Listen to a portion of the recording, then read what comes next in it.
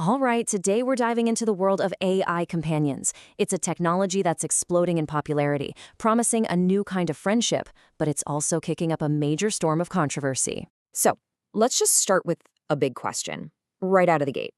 Would you ever consider an AI a real friend? I know, it sounds like something straight out of a movie, but for millions and millions of people, this is already their reality. Let's unpack how we even got to this point. Okay, so first things first, let's get our heads around the big idea here. What's the vision? And to do that, we have to look at one of the biggest names in this space, a company called Character.AI. Now, you really have to pay attention to how the company's CEO, Karandeep Anand, is framing this. He's not saying AI is going to replace your human friends. Not at all. He's pitching it as, well, a supplement, a kind of tool for practicing your social skills, things you can then take into your real-world relationships. It's a pretty compelling idea, right?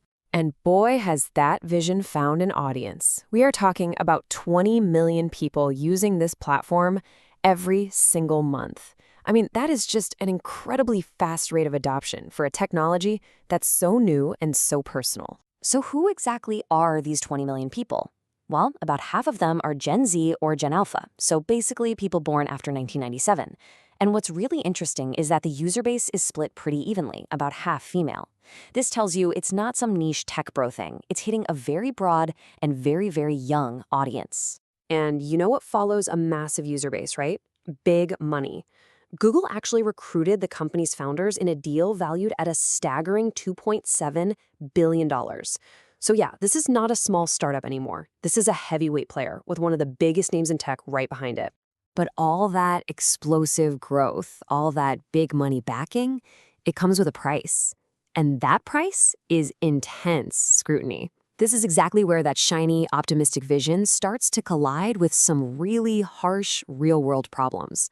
And here's the fundamental issue. The technology is spreading so fast, way faster than our ability to understand the risks. And now those risks are popping up in very public and very dangerous ways.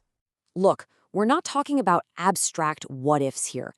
The challenges are real, and they're serious. You've got lawsuits from parents. There's one tragic case that directly links the AI to a teenager's suicide. Advocacy groups are ringing the alarm bells, pushing for federal laws, and states are already starting to write their own rules. This quote from California State Senator Steve Padilla really just nails the whole debate.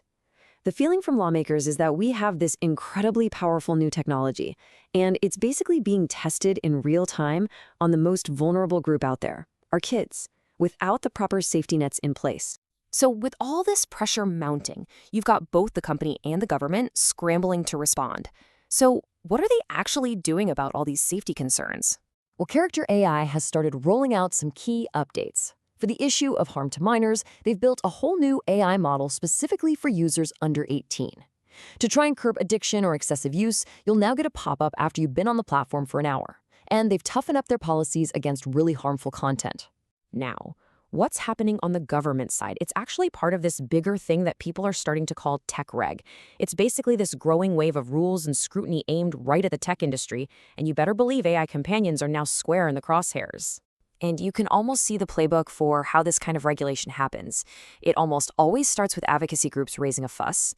Then you see individual states, like California in this case, take the first real step to pass a law. And all of that pressure eventually builds up to the federal level, with more and more calls for a single nationwide law. We're seeing that exact pattern play out right now. Okay, so we've got this huge tug of war between innovation and safety. But the story doesn't end there. The future of AI, friends, isn't just about regulation. It's also about business, and it's about money. Because underneath all the headlines and all the hype, there's a really serious practical question about whether this is even sustainable. It turns out building and running these incredibly powerful AI systems is, well, it's insanely expensive. And that creates a whole different set of problems. And here's the thing that might surprise you. You'd think the cost of the AI models themselves would be the big deal, right? Well, that cost is actually going down. But the total cost to own and operate the whole system, that's staying stubbornly high. And the reason for that is all these massive hidden infrastructure costs that you need just to make it work. So what are these hidden costs? Well, it's not just about buying servers. It's paying for entire teams of specialized data engineers. It's making sure you're compliant with all the security rules. It's constantly monitoring the models to make sure they're safe and performing well. It's hiring architects just to connect the AI to everything else. Like Muth Jati, the founder of Search.AI, said, the real expenses lie in the hidden infrastructure. So when you step back and look at the whole picture, AI companionship is really caught in this perfect storm. You've got this incredibly powerful, ambitious vision on one side, and this complex mess of real-world challenges on the other, from safety to regulation to the simple, crushing cost of doing business. And that leaves all of us with the biggest question of all, one that we as a society are gonna have to figure out. As this tech gets smarter, as it gets woven deeper into our lives, where do we finally draw the line between a helpful tool and a real friend?